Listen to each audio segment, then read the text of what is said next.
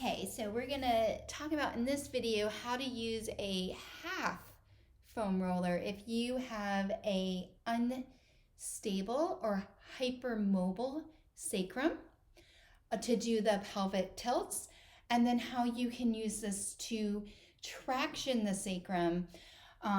If you are a client in the office, you have felt me do this on the table. It's where when I'm working on you, I put my hand at the top of the pelvis and then I am slowly tractioning down to give a little bit of stretch in the sacrum.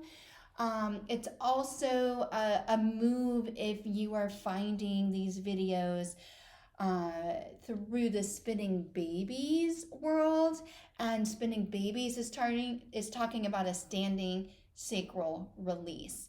So in Spinning Babies, they would have somebody do it with you and you would be moving your hips around, and this is a way that you can do it with a half roller. So what I'm going to do is show you the pelvic tilts, and the full video for pelvic tilts, I'll link that in the description. So you can find the YouTube video that has the full roller and see what I am talking about in there.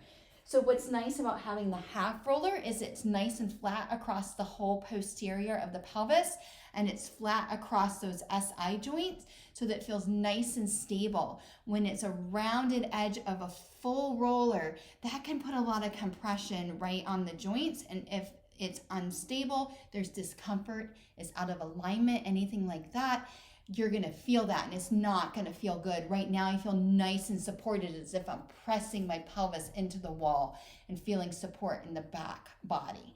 And then it's gonna be a much smaller movement to the tilt because I don't have as much play with a half roller as I would with a full roller. But what you're looking for again with the half roller is that I am rocking the pelvis. Is harder to see with the half roller that is moving the way that you could see it with the whole roller, but I am isolating my rib cage. So the movement, that tuck and tilt, is only coming from the pelvis.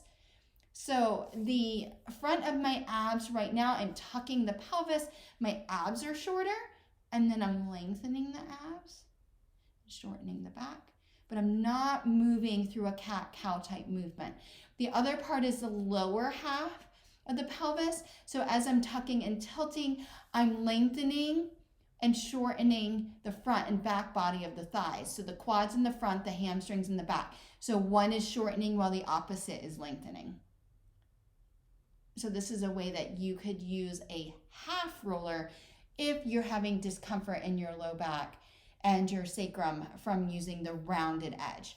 And then if you need to traction, I don't know that I would recommend doing a full roller for this because it's rounded against the wall. I've turned it over. The flat side is nice and stable.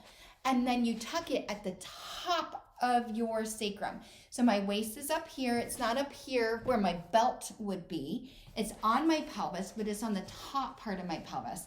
And then I kind of go into a little squat.